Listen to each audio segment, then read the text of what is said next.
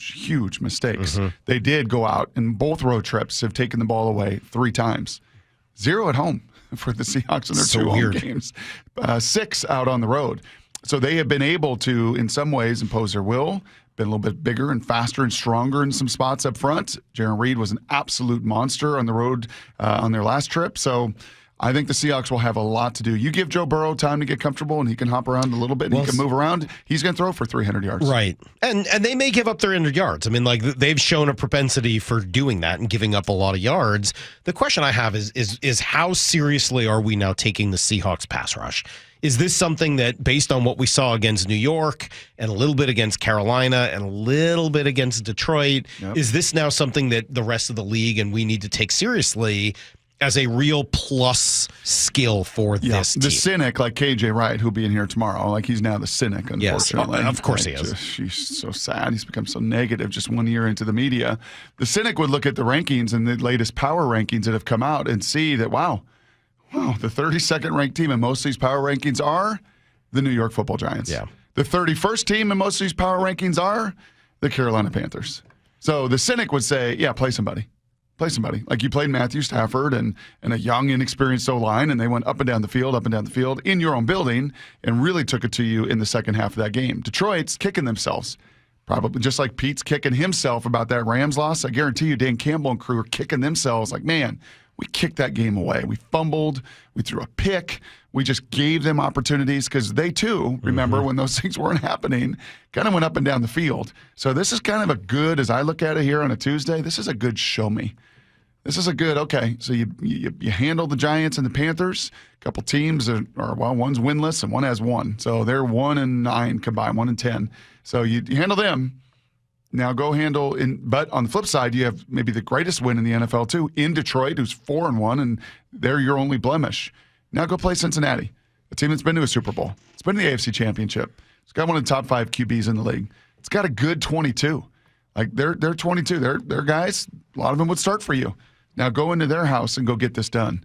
Because if you do, and you knock them to 2-4, and you become 4-1, look around the NFC. Yeah, I think that's going to put you pretty squarely as the number 3 team in the NFC at that point. And, I would look at it right now and say it's Seattle and Dallas, sort of right there as the 2 teams vying to be the next tier after Detroit. Okay, and Detroit, yes. I mean, you beat Detroit, but I would say... Yeah, and Detroit, yes. Detroit's kind of handled their business of, like, game control, and they went into Kansas City. So your win in Detroit, super impressive. Probably not as impressive as going into Kansas City and beating them, who are 4-1. So I'd probably put Detroit, frankly, ahead of Dallas. I think Dallas got some issues. I think they've got coaching, just some core issues there Detroit doesn't seem to have. Detroit's kind of fun, man. And I'm glad we beat them because that could come back very, very big in the playoffs down the road. But they are, Minnesota's fallen off the tracks. Green Bay last night, Jordan Love, just 3 interceptions, falling off the tracks. Yeah. The Bears are 1-4. Like, Detroit could run away with that division.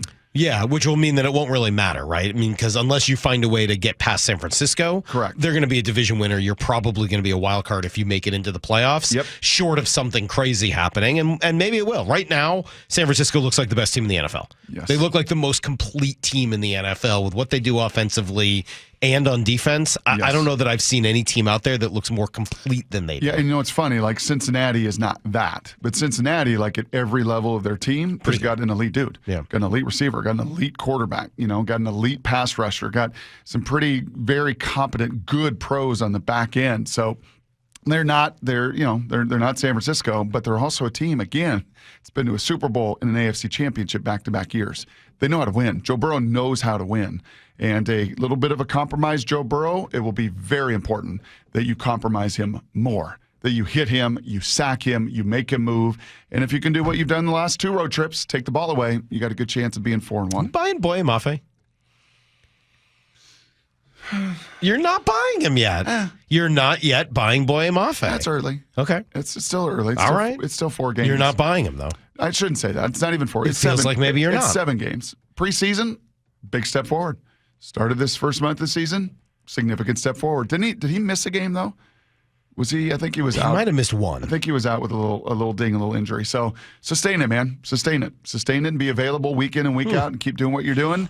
And yes, I'm buying it. It doesn't feel at all fluky. in some ways it feels way more sustainable than Darrell Taylor. So yeah, I'm excited. Let me just put that. Isn't this exactly the way it was supposed to be for Boye Mafe? Right, a guy who had tremendous athleticism, the perfect body for it, was not as experienced as most, and if you could find a way to teach him what to do next, then he could really take off. Well, it's year 2. This is sort of the expectation for Boye Mafe. Yeah, and this is a takeoff game. This is Boye, and this is Darrell, and this is Uchenna, and this is Derek Hall. This is a takeoff game for you 4 boys.